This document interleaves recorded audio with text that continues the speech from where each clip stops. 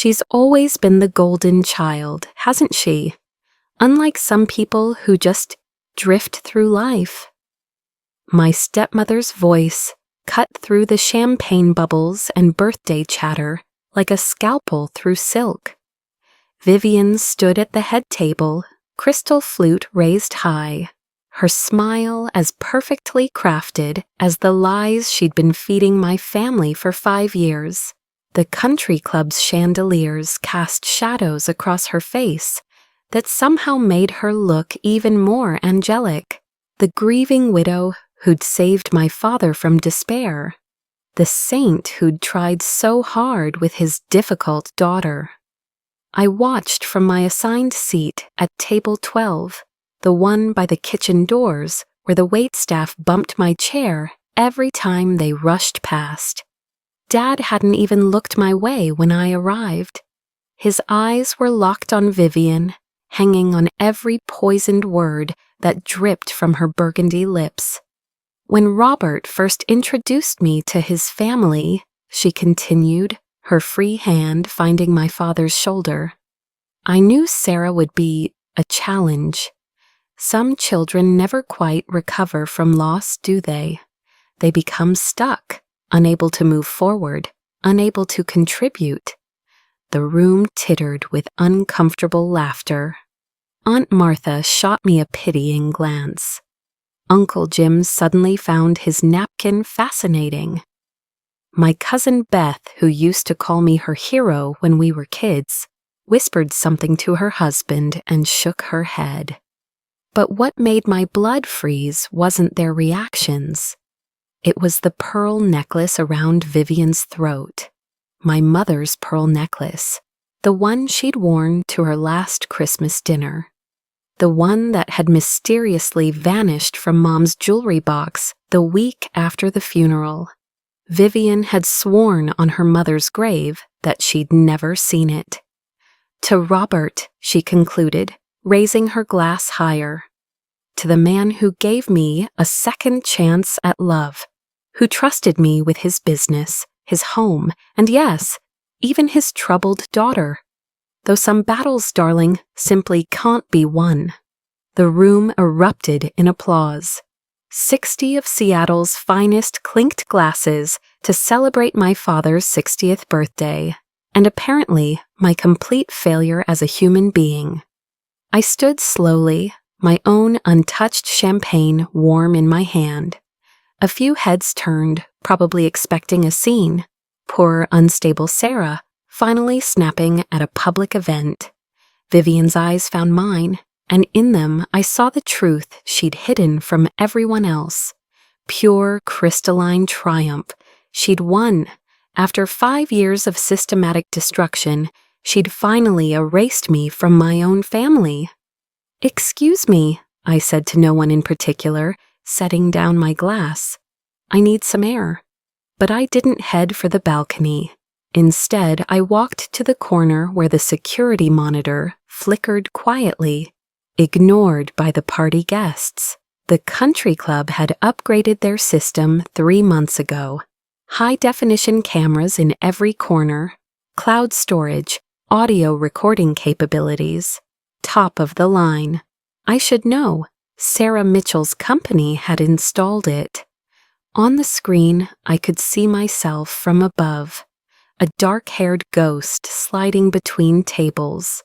But more importantly, I could see the study where Vivian had been meeting with family lawyers for the past 3 months, where she'd been discussing my deteriorating mental state, where she'd been planning my involuntary commitment to a private facility, complete with forged medical documents, and my father's trembling signature on power of attorney papers. What Vivian didn't know, what none of them knew, was that every single word had been recorded. Every theft, every lie, every casual cruelty. The security system she'd insisted on installing to protect the family assets had been protecting something else entirely. The truth. I touched the screen gently, pulling up the archived footage from last Tuesday. There she was in Dad's study on the phone with Dr. Morrison. I don't care what it costs. I need her gone before the trust fund matures. She's 28 next month. If she claims her mother's inheritance, everything unravels. Then Thursday, with her daughter Chloe. Once she's committed, you can have her room. We'll redecorate completely. I'm thinking a walk-in closet where that hideous desk is. And yesterday, the masterpiece, Vivian practicing her birthday speech in the mirror, pearls gleaming.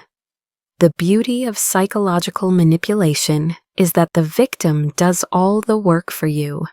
Break them down slowly enough, and they'll lock themselves away. No fingerprints, no evidence. Just a sad girl who couldn't cope with her mother's death. My phone buzzed, a text from an unknown number. Miss Mitchell, the files are ready for upload. On your word.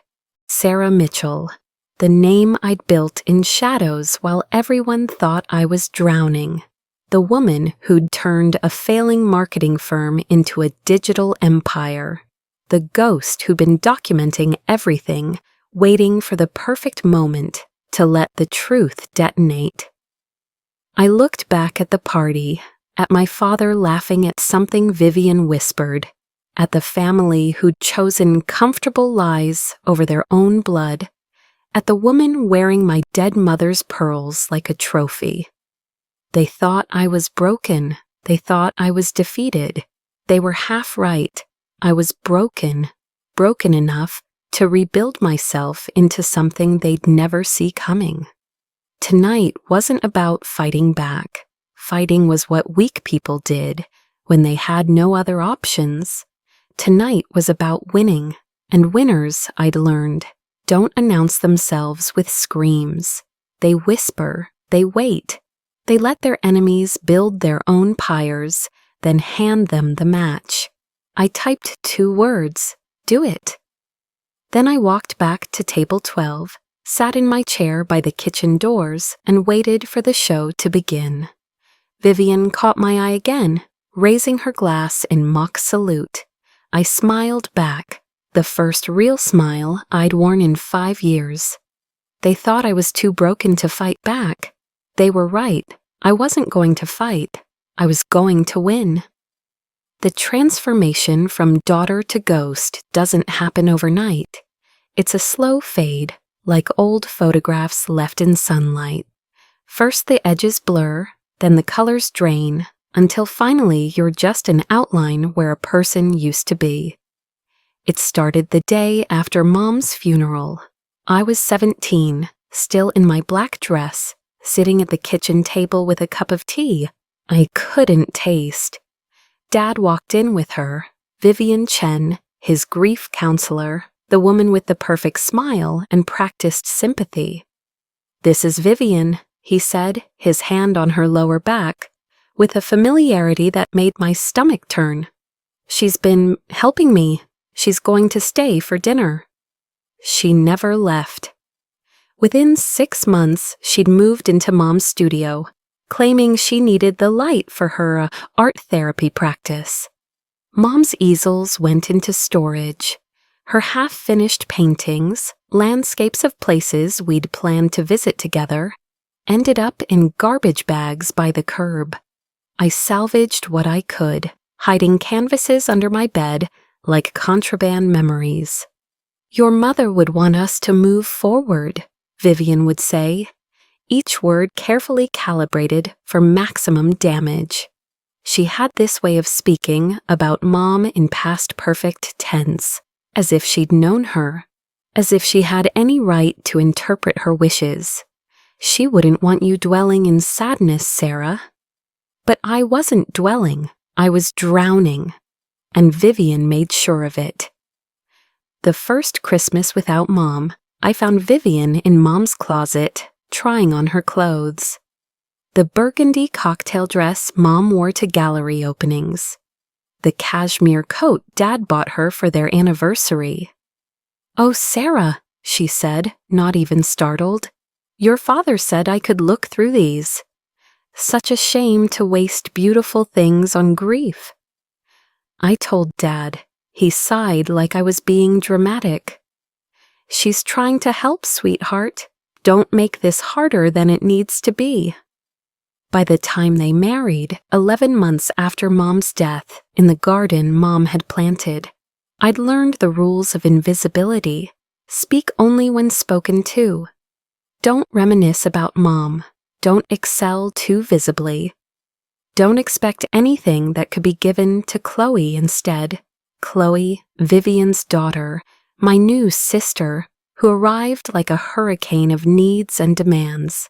She was 2 years older than me, but acted 5 years younger, perpetually failing out of community colleges while being celebrated for trying her best. When I got into Columbia on a full academic scholarship, the dinner conversation that night was about Chloe's latest boyfriend. When I graduated summa cum laude, we were discussing Chloe's Etsy shop for handmade jewelry that would never sell. Sarah thinks she's better than us, I heard Chloe tell her friends on the phone once. Going to her fancy school, acting like she's some kind of genius. Mom says she has her mother's pretentious streak. Pretentious. That's what ambition looked like in Vivian's funhouse mirror. Mom had been pretentious too, with her successful gallery, her business acumen, her belief that women could build empires. The tech company she'd started in our garage had been worth 8 figures when she died. Within 2 years of Vivian's arrival, it was hemorrhaging money under her innovative leadership. Your mother's business model was outdated, Vivian explained at a board meeting I wasn't supposed to attend but crashed anyway. We need fresh perspectives. Her fresh perspective included hiring her brother as CFO and selling off profitable divisions to companies that, I later discovered, she had stakes in. But the trust fund, that was the real prize. Mom had been smart. She'd set it up ironclad. I'd receive everything when I turned 28, not a day sooner. $10 million, plus properties, plus her art collection. Vivian couldn't touch it legally, so she tried to touch it through me. "You're not well, Sarah," became her favorite refrain. Every normal emotion was pathologized. Sad about Mom, clinical depression, angry about the theft, emotional instability, defending myself, aggressive tendencies. She had Dad convinced I was one breakdown away from institutionalization. The gaslighting was masterful. Things would go missing from my room, Mom's jewelry, important documents, photos, only to reappear in strange places. "You must have moved them during one of your episodes," Vivian would say, voice dripping with concern. "Don't you remember?" I started sleeping with my laptop under my pillow, my important papers in a safety deposit box she didn't know about. I recorded conversations on my phone, saved emails to multiple servers, documented everything. Not because I was planning revenge, I was just trying to prove to myself that I wasn't crazy. The night I overheard them discussing power of attorney, I was 25. I'd come home from my marketing job, the one Vivian called playing with computers, to find the house dark except for Dad's study. Their voices carried through the old walls Mom had always meant to insulate better. "Dr. Morrison is very reputable," Vivian was saying. "Discreet. He's helped other families with similar situations." "But she's my daughter," Dad protested weakly. "Who refuses treatment, who lives in the past, who could hurt herself or others if her delusions worsen. Robert, I'm thinking of her well-being. The facility in Vermont is like a resort. She'll get the help she needs, and when she's better, she'll thank us. And the trust fund will be managed responsibly, for her own good." I stood in that hallway, feet frozen to hardwood Mom had refinished with her own hands, and felt something inside me die. Or maybe it was born. The part of me that had been waiting for Dad to wake up, to choose me, to remember who I was before Vivian's poison. That part finally stopped hoping. But the other part, the part that was my mother's daughter, the part that knew how to build things in silence and shadow, that part whispered, document everything. Wait, plan, win. I went to my room that night and opened my laptop. Not to cry into my digital diary like they thought I did, but to check on my real life, the one I'd been building where they couldn't see. The marketing firm that had just promoted me to director, the side consulting business incorporated under a name they'd never trace, the network of professionals who knew me as capable, brilliant, going places. They thought they'd made me a ghost. They were right. But ghosts have one advantage: the living always forget. We can walk through walls they don't even know exist, and when we decide to become visible again, it's already too late to run. The 5th anniversary of Mom's death fell on a Tuesday. I'd taken the day off work, told my team I had a family emergency, which wasn't a lie, really. For 5 years, I'd kept this day sacred. A small ritual at Riverside Cemetery, just me and Mom's favorite orchids, talking to her headstone like she could hear me through 6 feet of earth and grief. I should have known Vivian would find a way to desecrate even this. Oh, was that today? She didn't even look up from her phone when I mentioned my plans at breakfast. Robert, didn't we book the spa weekend for today? The one at Whistler? Dad shifted uncomfortably in his chair, avoiding my eyes. Vivian thought it would be good for us to get away, instead of dwelling. It's been 5 years, Sarah, Vivian added, voice honeyed with false sympathy. At some point, you have to stop living in the past. It's what your mother would have wanted. I set down my coffee mug carefully, afraid I might shatter it in my hands. You didn't know my mother. No, but I know grief, and I know when it becomes unhealthy obsession. She finally looked at me, and her eyes were cold as January rain. Perhaps you should talk to someone. Dr. Morrison has an opening. I'm going to the cemetery. I stood, keys already in my hand, alone. How wonderfully melodramatic, Vivian murmured, just loud enough for me to hear. Just like your mother. I drove to Riverside on autopilot, hands shaking on the wheel. The florist knew me by now, had my order ready without asking. 12 white orchids, Mom's favorite, though she'd never gotten to see them bloom in the greenhouse she'd built the year before she died. Her headstone was simple, the way she'd wanted. Elena Sarah Chen Matthews, beloved wife and mother, she painted the world in living color. I sat on the damp grass, not caring about my work clothes, and talked to her like I always did. About the promotion Vivian didn't know about the company I was building in secret, about how Dad looked older every day, hollowed out by a love that was eating him alive. I'm trying, Mom, I whispered, arranging the orchids carefully. I'm trying to be strong like you taught me, but sometimes I feel like I'm disappearing. Like soon, there won't be anything left of me to save. My phone buzzed. A text from Dad. Where are you? Vivian has called a family meeting. Important. A family meeting on today of all days. I kissed my fingers and pressed them to Mom's name, then drove home with ice in my veins. They were in Dad's study when I arrived. Vivian, Dad, and a man I recognized as Thomas Morrison, the psychiatrist Vivian had been pushing. But there was someone else too, Martin Zhao, the family lawyer who'd handled Mom's will. Sarah, good, Vivian said, gesturing to an empty chair like she was running a board meeting. We need to discuss your future. I remained standing. My future? Dr. Morrison cleared his throat, opening a file thick with papers. Your family has expressed concerns about your mental well-being, prolonged grief, social isolation, delusional thinking. Delusional thinking?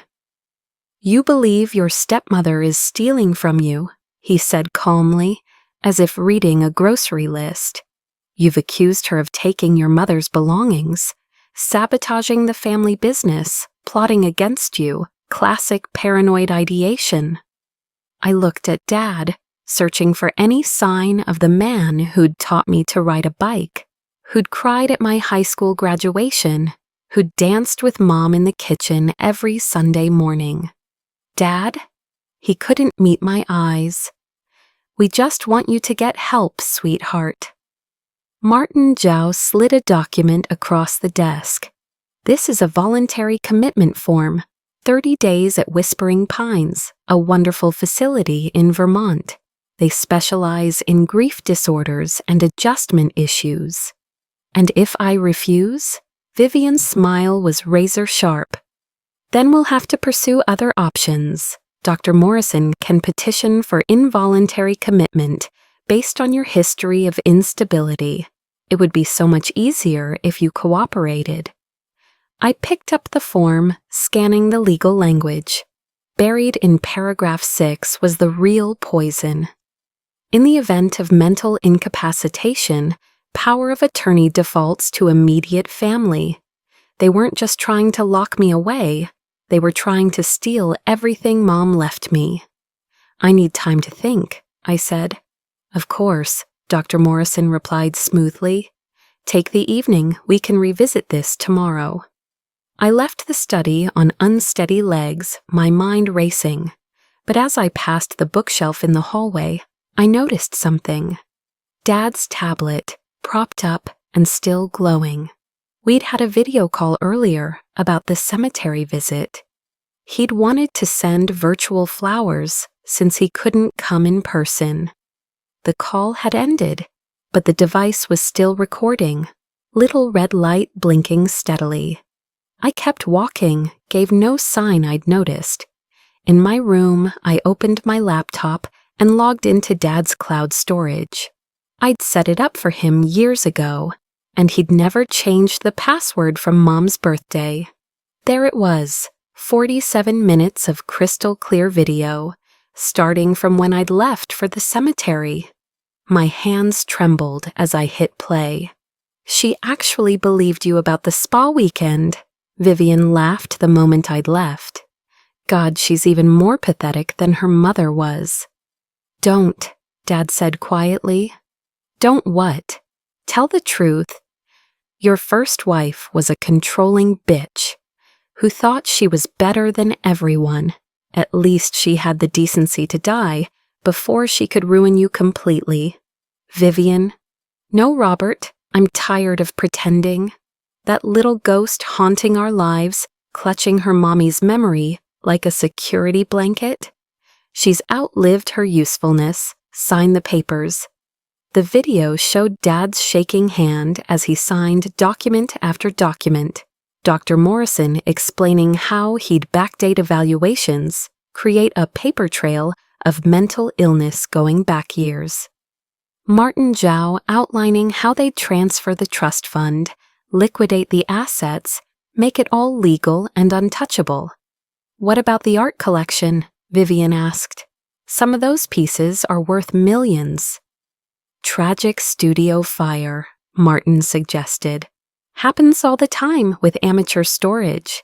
Insurance will pay out 60 cents on the dollar. Perfect. And Chloe wants the ring, the engagement ring. She's always admired it. They were planning to burn Mom's paintings, to take her ring, the one Dad had proposed with, the one Mom never took off, the one I'd kept in a safe deposit box they didn't know about. But the worst part came near the end, when Dad finally spoke again. I loved Elena, he said, voice broken. I did. I know, baby, Vivian cooed, moving to massage his shoulders.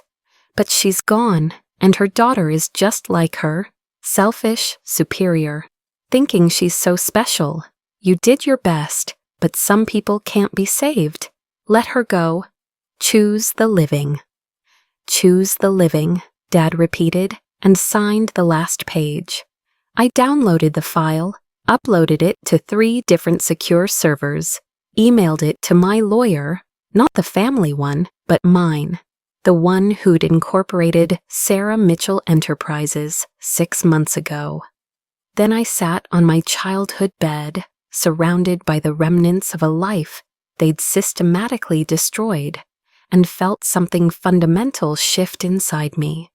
For 5 years, I'd been waiting for Dad to wake up, for justice to magically appear, for someone, anyone, to see what was happening and save me. But nobody was coming. Nobody was going to save me. So I'd have to save myself. I pulled out my phone and made a call. James, it's Sarah, that acquisition we discussed. I want to move forward, immediately. The Chen Industries buyout? Sarah, that's a hostile takeover of your family's. It's not my family's anymore, I said, my voice steady as stone. It's just a failing company with undervalued assets, and I want it. I hung up and looked at the voluntary commitment form still clutched in my hand. 30 days they wanted to lock me away. 30 days to steal everything Mom built, everything she left me, everything that proved I existed. They'd get their 30 days, but not the way they imagined. I wasn't going to wait for apologies anymore. I wasn't going to beg for love from people who'd traded me for comfort. I was going to become something they never planned for, successful, invisible, and patient as a spider spinning silk in the dark. The morning after the family meeting, I did exactly what they expected. I cried at breakfast. I apologized for my behavior. I took the commitment papers with trembling hands and promised to think about getting help. Vivian's smile could have lit up the city if you didn't notice how it never reached her eyes. I'm so proud of you, Sarah, she said, patting my hand like I was a well-trained dog. Accepting help is the first step. I nodded, eyes downcast, playing the broken bird she'd crafted me to be. What she didn't see was the USB drive in my pocket, containing every financial record from Chen Industries. What she didn't know was that I'd spent the night not crying, but orchestrating the first moves of a corporate chess game she didn't even know was being played. I went to work that morning at Meridian Marketing, the little internet job Vivian mocked at family dinners. My boss, Janet, took one look at my face and closed her office door. What do you need? She asked simply. Janet knew pieces of my story, enough to understand that sometimes I came to work looking like I'd survived a war. I need to disappear, I said. Not quit, just become invisible for a while. She studied me for a long moment. The Singapore project, we need someone to run it remotely. Complete autonomy. Reports directly to me. No visibility to anyone else. Interested? Yes. There's one condition. The project leader is listed as S. Mitchell. Corporate wants someone with no baggage, no connections. Can you be S. Mitchell? Sarah Mitchell was born in that moment. Not a lie exactly. Sarah was my middle name. Mitchell my mother's maiden name. But in the corporate world, S. Mitchell became someone entirely different from the pathetic girl withering under her stepmother's thumb. Within 6 months, S. Mitchell had transformed Meridian's Asian expansion from a money pit into a profit machine. My strategies were studied in boardrooms. My campaigns won awards. My name, that carefully neutral name, started appearing on headhunter lists. But I didn't want another job. I wanted an empire. Late nights in my apartment, I built my own company, Mitchell Digital Solutions. Incorporated in Delaware, funded by the salary Vivian didn't know had tripled. Staffed by freelancers who'd never met me in person. We specialized in hostile digital takeovers, analyzing struggling companies, identifying their weaknesses, and selling that information to buyers. My first target was Chen Industries' biggest competitor, Zhao Tech, the same Zhao family that cousin Martin the lawyer belonged to. It took me 3 weeks to map their entire digital infrastructure, another 2 to identify the embezzlement scheme Martin's brother was running. When the scandal broke, Zhao Tech's stock price plummeted. An anonymous buyer scooped up 30% of shares at rock-bottom prices. That buyer was me. Meanwhile, at home, I perfected my performance. I went to 2 sessions with Dr. Morrison, cried on cue about my abandonment issues, let him prescribe medications I never took. I watched Vivian redecorate Mom's studio, turning it into a meditation room she never used. I sat silent at dinners while she regaled guests with stories of my progress and her patience with troubled youth. "Sarah's doing so much better," she'd say, wine glass in hand, Mom's pearls at her throat. "Sometimes you just have to let them hit rock bottom before they can climb up." I'd nod along, shoulders hunched, while checking my phone under the table. Mitchell Digital had just landed another acquisition. My net worth had crossed into 8 figures. The Forbes 30 Under 30 wanted to profile S. Mitchell, the mysterious entrepreneur reshaping Asian American tech markets. I declined the profile. Shadows don't pose for photographs. The beautiful irony was that Vivian's sabotage of Chen Industries made my job easier. Every quarter, she implemented another innovation that hemorrhaged money. She fired Mom's loyal employees, replacing them with her cronies. She sold off profitable divisions to fund Chloe's string of failed businesses. A jewelry line, a lifestyle blog, a meditation app that never launched. I bought every single thing she sold.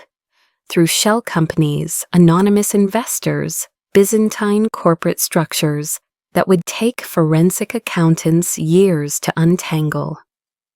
By the time I turned 27, I owned 43% of what used to be my mother's company. Vivian owned 12%. Dad owned 15%. The rest was scattered among investors who answered to board members who answered to holding companies that answered to S. Mitchell. But the masterpiece was the birthday party.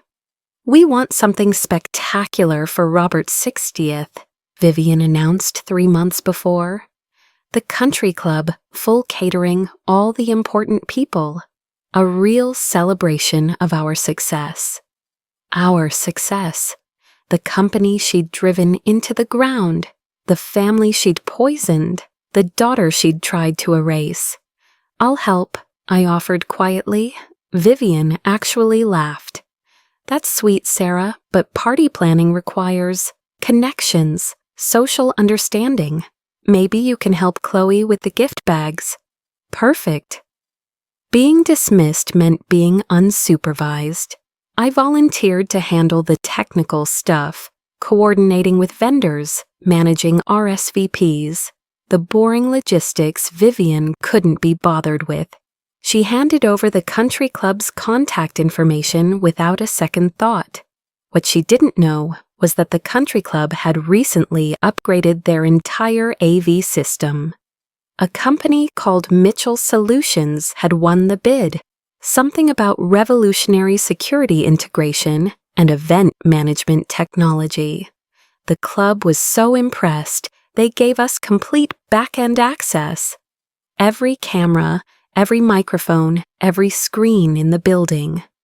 The night before Dad's party, I sat in my real office, the one in the Mitchell Digital building downtown, the one with the view of the city Mom had loved, and reviewed 5 years of footage.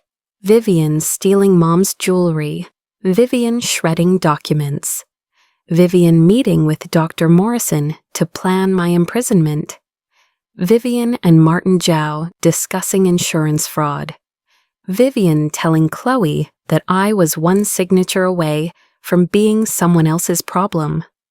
I'd collected hundreds of hours, edited them down to a devastating 30-minute compilation, loaded it onto the country club servers, ready to deploy at the touch of a button.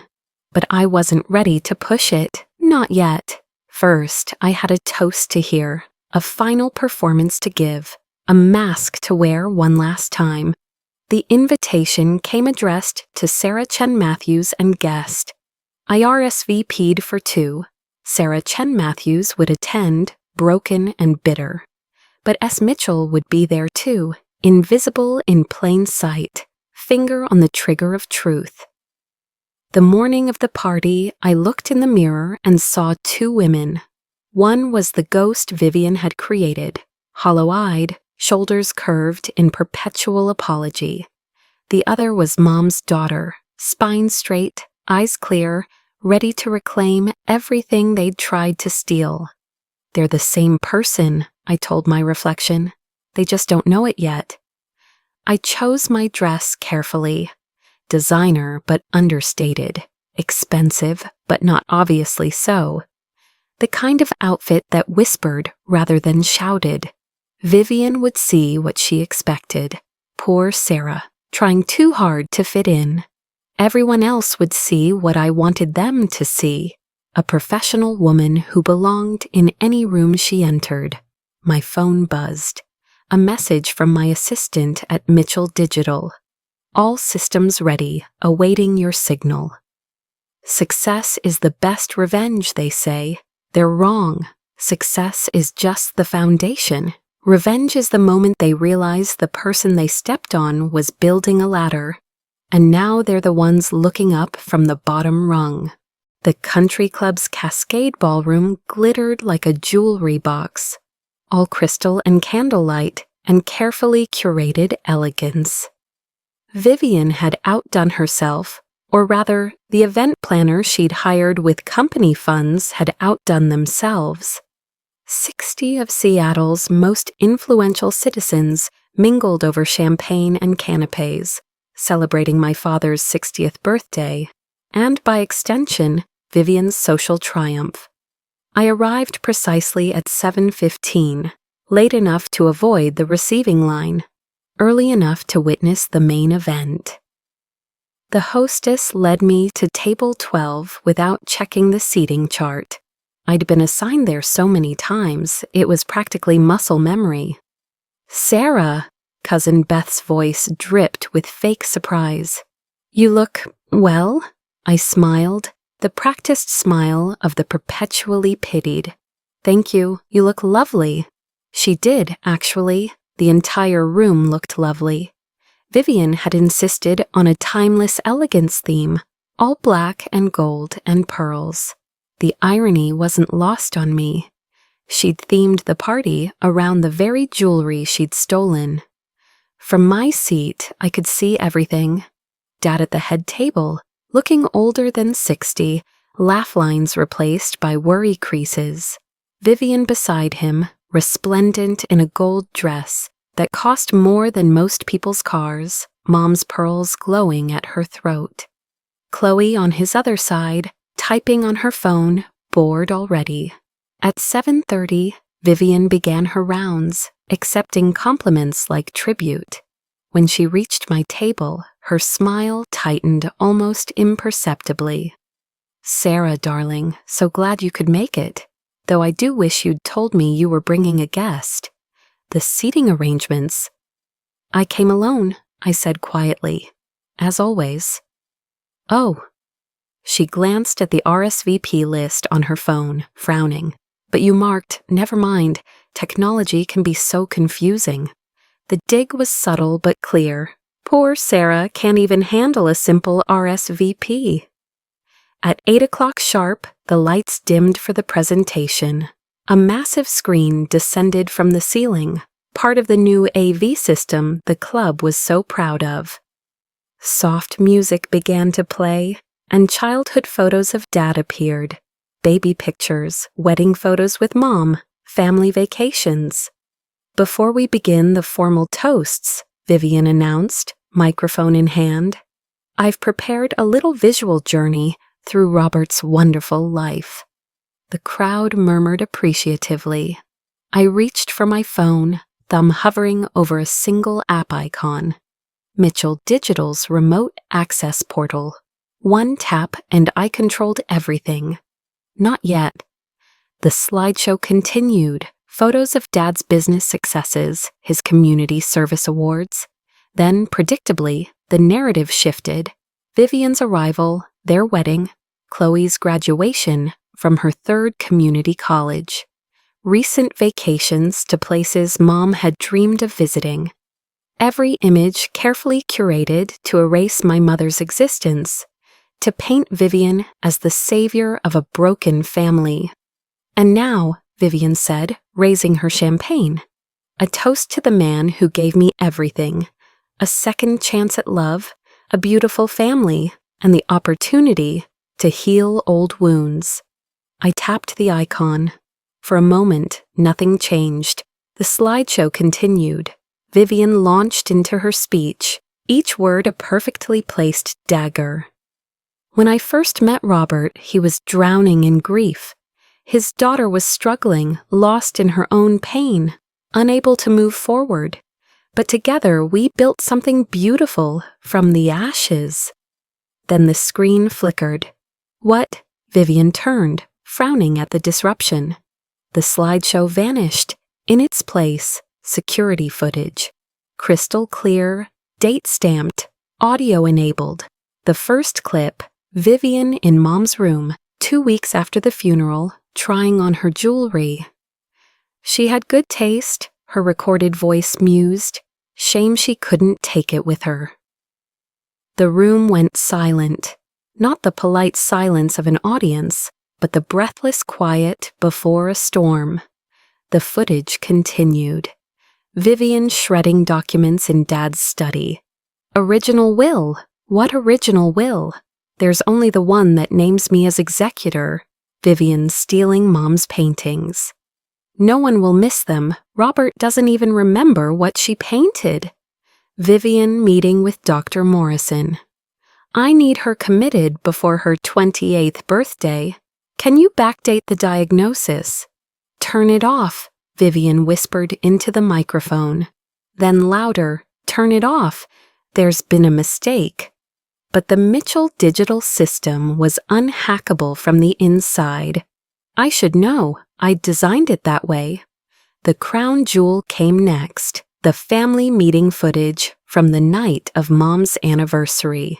Every word in high definition, every signature on every fraudulent document. Dad's broken voice saying he loved my mother. Vivian calling her a controlling bitch. The plan to burn Mom's paintings for insurance money. At the head table, Chloe had stopped texting. Her face was white as paper. Dad sat frozen, champagne glass halfway to his lips, watching his carefully constructed delusions crumble in real time. This is fake, Vivian screamed, abandoning any pretense of composure. It's doctored. She's crazy. She's always been crazy. Robert, tell them. But Dad wasn't looking at her. He was staring at the screen, where Vivian was now explaining to Martin Zhao how she'd isolated me, broken me down, made everyone believe I was unstable. The beautiful thing about psychological torture, her recorded self said, is that it leaves no bruises. Just a broken girl no one will believe. The footage ended with yesterday's preparation in the study. Vivian practicing her toast, wearing Mom's pearls, laughing about how easy it had been to fool everyone. 60 of Seattle's finest, and not one of them suspects that the grieving widow is actually the architect of the family's destruction. God, people are stupid. The screen went dark. The silence was complete. 60 of Seattle's most influential citizens sat frozen, processing what they'd just witnessed. At the head table, Vivian stood, swaying, microphone forgotten in her hand. Then, from the back of the room, the sound of doors opening. Not dramatically, quietly, professionally. 3 uniformed officers and a detective I recognized from my earlier visit to the precinct. They'd been waiting in the lobby, warrant in hand, watching the same footage on their phones. Vivian Chen Matthews? The detective's voice was calm, almost gentle. You're under arrest for fraud, theft, conspiracy, and attempted false imprisonment. You have the right to remain silent. No! Vivian lunged for Dad, grabbing his arm. Robert, tell them I'm your wife. Tell them. But Dad pulled away, his face a map of dawning horror. The pearls, he whispered. You're wearing Elena's pearls. You said they were lost. I can explain. You called her a bitch. His voice broke. My Elena, you called her a controlling bitch. The officers moved in, professional and swift. As they cuffed Vivian, her eyes found mine across the room. In them, I saw the question she couldn't voice. How? I didn't smile, didn't gloat, didn't even stand. I simply held her gaze, letting her see the truth she'd missed while building her house of cards. The broken girl had never been broken. She'd been biding her time. As they led Vivian out, Chloe tried to follow, sobbing about misunderstandings and mistakes. Martin Zhao was already on his phone, probably calling his lawyer. The party guests sat in stunned silence, social protocols shattered beyond repair. I picked up my champagne glass, still full, still warm, and took a small sip. At the head table, Dad sat alone, staring at the empty chair beside him. 5 years of lies pooled around him like spilled wine. Our eyes met across the room. In his, I saw recognition, not of his daughter, but of his late wife. The steel spine, the quiet patience, the refusal to be erased. He opened his mouth, maybe to apologize, maybe to explain. I shook my head once, gently. Not tonight. Tonight wasn't about reconciliation or forgiveness. Tonight was about truth. And truth, I'd learned, didn't need speeches or dramatics. It just needed to be seen. The rest, the apologies, the consequences, the justice, would follow as naturally as shadow follows light. I didn't wait for the aftermath. While the ballroom erupted in whispers and phone calls, while officers read Vivian her rights in the lobby, while Dad sat frozen in the ruins of his delusions, I simply stood and walked to the door. Sarah, wait! Aunt Martha reached for my arm, her face a mixture of shock and what might have been shame. 5 years of family dinners where she'd patronized me, and now she wanted to talk. I have somewhere to be, I said gently, moving past her. The valet stand was empty. Everyone was still inside, processing the spectacular implosion of the Chen Matthews family. I texted my driver, a professional courtesy of Mitchell Digital Executives. 3 minutes out. While I waited, I opened my phone to a different app. Not the AV controls this time, but something far more satisfying. My portfolio dashboard. The numbers that appeared would have made Vivian weep. Chen Industries, 6%. Ownership through various holdings. The family estate in Bellevue, purchased through foreclosure after Vivian defaulted on the 3rd mortgage she'd secretly taken out. Mom's art collection, quietly reacquired from the dealers Vivian had sold to, each piece traced through patient detective work. Even this country club, Mitchell Digital, owned a 30% stake, purchased when they needed capital for renovations. But the crown jewel appeared in my email, forwarded by my lawyer 10 minutes ago. The emergency board meeting had been swift and unanimous. Effective immediately, Chen Industries had a new CEO, S. Mitchell. Vivian's termination papers were already filed. Her executive credit cards canceled. Her office, Mom's old office, locked and sealed. "You destroyed us." I turned to find Chloe stumbling toward me in her designer heels, mascara streaming down her face. Behind her, guests were starting to flee the party, disaster tourists who'd gotten more show than they'd bargained for. "You destroyed my mother, my life, everything." I studied her calmly. 29 years old, never held a job for more than 6 months, living off credit cards Vivian funded with stolen money. "No, Chloe, I didn't destroy anything. I simply stopped letting you steal what was never yours." "We're family," she was sobbing now, ugly and genuine. "You were supposed to be my sister." "Family." I tasted the word like wine gone to vinegar. "Your mother made sure I had no family. She took my father, my home, my history. She tried to take my sanity. The only thing she couldn't take was my mother's strength, and that's what killed her in the end." "What am I supposed to do now?" Chloe's voice cracked. "Where am I supposed to go?" I reached into my purse and pulled out a business card. Not for Mitchell Digital, for a temp agency downtown. "You're supposed to work, like the rest of us, like I did while you were spending your days planning which of my mother's things to claim next." She took the card with shaking fingers. "I hate you." "That's fine." My car pulled up, sleek and black, and bearing the subtle Mitchell Digital logo. "Hate is just another feeling. You'll have to learn to function around it like I did." As my driver opened the door, Chloe grabbed my wrist. "The pearls, Mom's wearing your mother's pearls. Don't you want them back?" I looked at her, this girl who'd called me sister while helping her mother gut my life, and felt something unexpected, pity. "They're evidence now," I said quietly, "and after that, they're just pearls. My mother was so much more than the things she wore." I got in the car, giving the driver an address he'd never heard before, Riverside Cemetery. Visiting hours were long over, but Mitchell Digital's charitable foundation was a generous donor to their maintenance fund. They'd make an exception. The drive was silent except for my phone, which buzzed incessantly. Reporters who'd somehow gotten my number.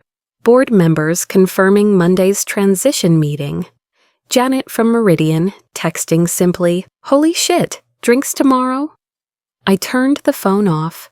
Riverside at night was peaceful, all silver moonlight and sleeping flowers.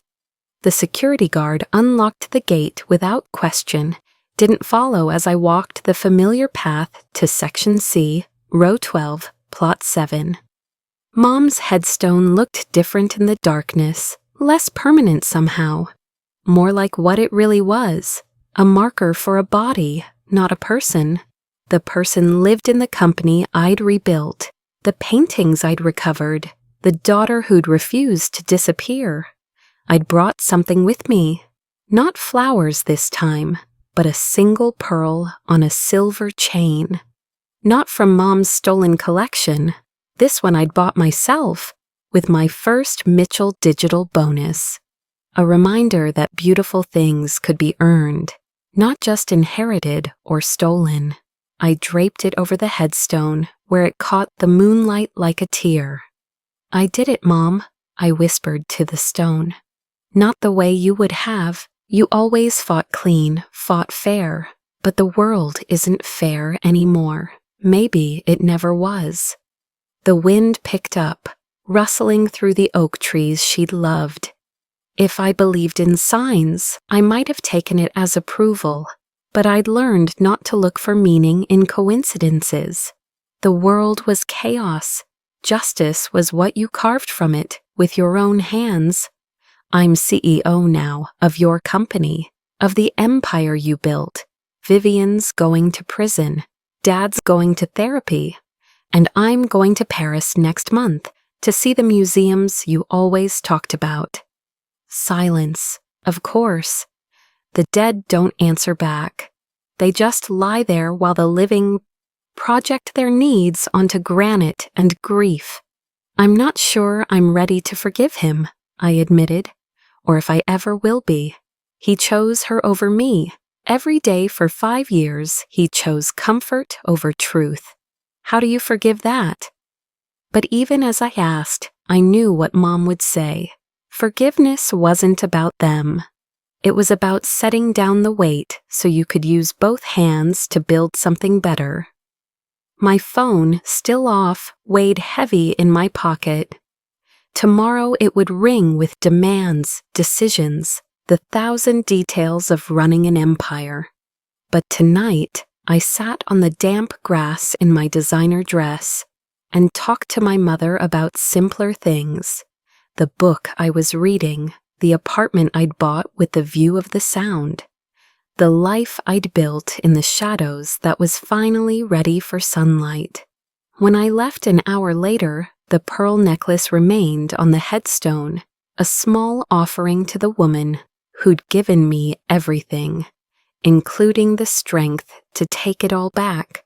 The guard nodded as I passed. "Have a good evening, Miss Mitchell." Miss Mitchell.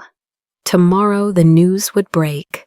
Seattle would wake to headlines about the Chen Matthews scandal, the mysterious S. Mitchell who'd orchestrated a corporate coup, the daughter who'd played dead until the perfect moment to resurrect. But tonight, I was just Sarah, driving home through empty streets, freed from the weight of other people's lies. Grace isn't about forgiveness. Sometimes it's about walking away while their world burns with the truth you lit. The elegant exit isn't running from the fire. It's knowing you no longer need its warmth. 3 years. That's how long it takes for an earthquake's aftershocks to finally still. 3 years since the country club revelation. 3 years since Vivian's arrest. 3 years since I stopped being a ghost and started being myself. I was reviewing quarterly reports in my office, Mom's old office, now restored to its original glory, when my assistant knocked. "Your 2 o'clock is here." I'd been expecting this visit, though part of me had wondered if he'd actually show. "Send him in." Dad looked smaller than I remembered. Prison had aged Vivian, but guilt had aged him more. He stood in the doorway of what used to be his domain, holding a manila envelope like a peace offering. "Hello, Sarah." "Robert." I'd stopped calling him Dad the night he signed those papers. Some bridges, once burned, leave gaps too wide for casual labels. He flinched but nodded, taking the seat I indicated. The same chair where Vivian had once planned my destruction. Now it held a man haunted by his own complicity. "You look well," he said carefully. "The company is thriving under your leadership." "It's thriving under proper leadership," I corrected. Mom's company was always meant to innovate, not stagnate. Silence stretched between us, filled with everything we couldn't say, or rather everything he couldn't say, and I wouldn't. Finally, he slid the envelope across my desk. "I've been seeing someone, a real therapist, not—" He swallowed. "Not someone Vivian chose. She helped me write this, said I shouldn't expect you to read it, but that writing it was important for my own healing." 12 pages. I could see the thickness through the paper. Probably handwritten, knowing his therapist's methods. Full of apologies, explanations, justifications, dressed as revelations. "I'll add it to the collection," I said neutrally. His face crumpled. "You mean there are others?"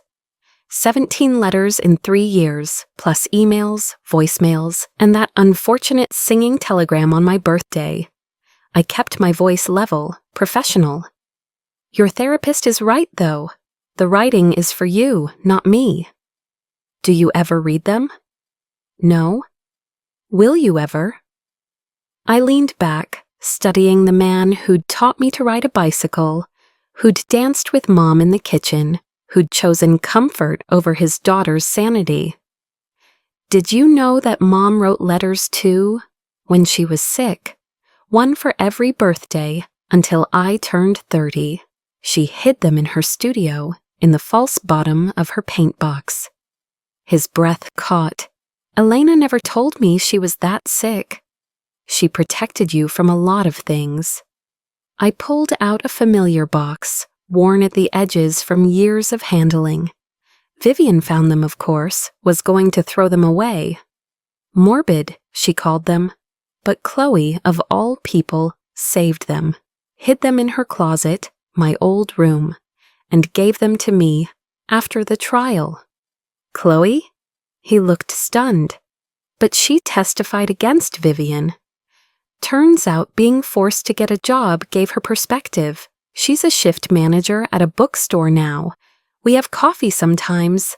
Not friends exactly, but not enemies either. I opened the box, revealing neat stacks of cream-colored envelopes, each labeled in Mom's careful handwriting. 28, 29, 30. She thought of everything. Advice for heartbreak, for success, for loss, for forgiveness. What did she say about forgiveness? I pulled out the letter marked 28, the one I'd opened on my last birthday, alone in this office, surrounded by the empire I'd rebuilt from her ashes. She said forgiveness is like ocean glass, sharp edges worn smooth by time and pressure, transformed into something beautiful. But, I met his eyes, she also said that some edges are meant to stay sharp, that some boundaries, once crossed, should remain as warnings. Dad's hands trembled on his knees. I chose her over you. Every day, I chose her lies over your truth. Yes. Can you ever forgive me? I considered the question, rolling it around like Mom's ocean glass metaphor. I've forgiven the father who loved me once, the man who was broken by grief and manipulated by a master. But the man who signed papers to lock me away, who watched her wear Mom's pearls and said nothing, that man is a stranger, and you don't owe forgiveness to strangers. He nodded, tears sliding down his weathered cheeks. I understand. Do you? Because forgiveness isn't what you think it is. It's not absolution. It's not erasure. It's not pretending the wound never happened. It's just putting down the knife so you stop cutting yourself on the memory. I stood, signaling the end of our meeting. The company will continue to support your medical care as Mom would have wanted. The house in Bellevue is yours to live in until you die. I have no attachment to those walls anymore. But this, I gestured between us. This is what we are now, two people who share a history but not a future. He stood too, looking older than his 63 years. I love you, Sarah. I've always loved you. I just loved her more. The words were gentle, factual. Or loved the ease of her more, the simplicity of believing her lies over fighting for my truth. I understand, but understanding isn't the same as accepting. At the door, he turned back. The news called you a genius, said the way you took everything back was masterful, a perfect revenge. I smiled, the first genuine smile I'd given him in years. They're wrong, it wasn't revenge.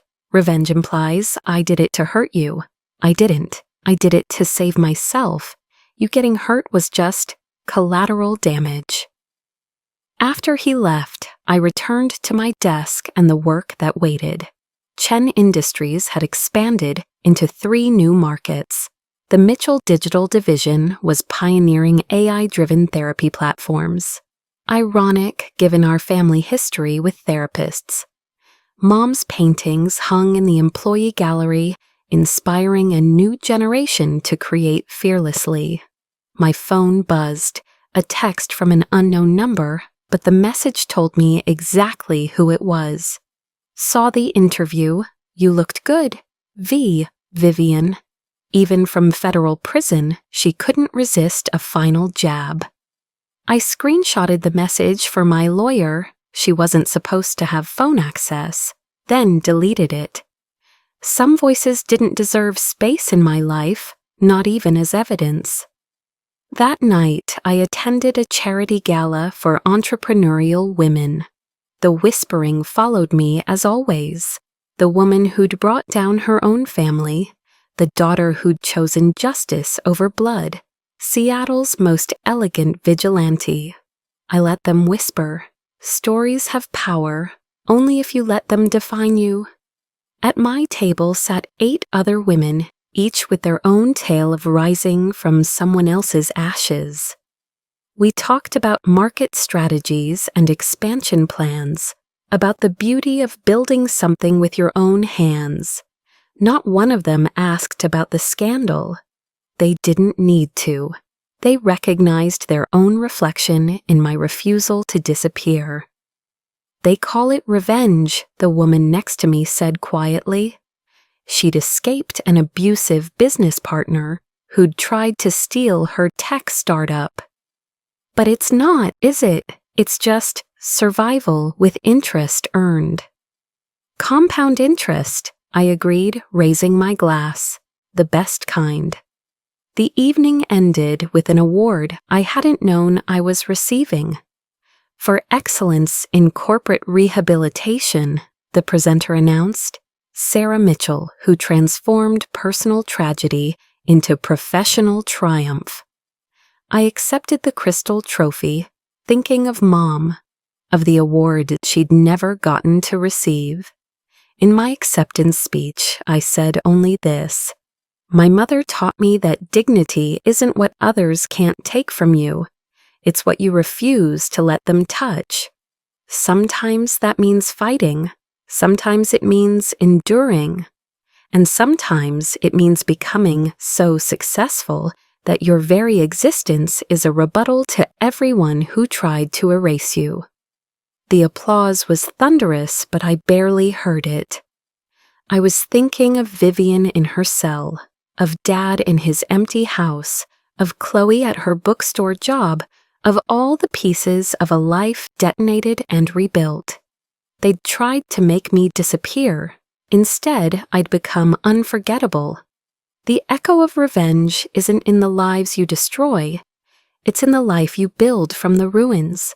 Every success, every joy, every moment of peace is a bell that rings backward through time, saying, you tried to break me. Here's everything you failed to take. Did this story of elegant revenge resonate with you? Do you have your own tale of rising from the ashes of betrayal? Subscribe to Refined Revenge for more stories of triumph without violence, of justice served with style, of people who turned their pain into power. Every week, we share real stories from real people who proved that the best revenge isn't destruction, it's transformation. Hit the notification bell to join our community of survivors who chose success over suffering, because your story matters, your triumph matters, and sometimes the most refined revenge is simply refusing to let them win. Remember, you're not broken, you're building. Share your story in the comments below or submit it at refinedrevenge.com. Let's show the world that elegance isn't weakness, it's strength in its most sophisticated form.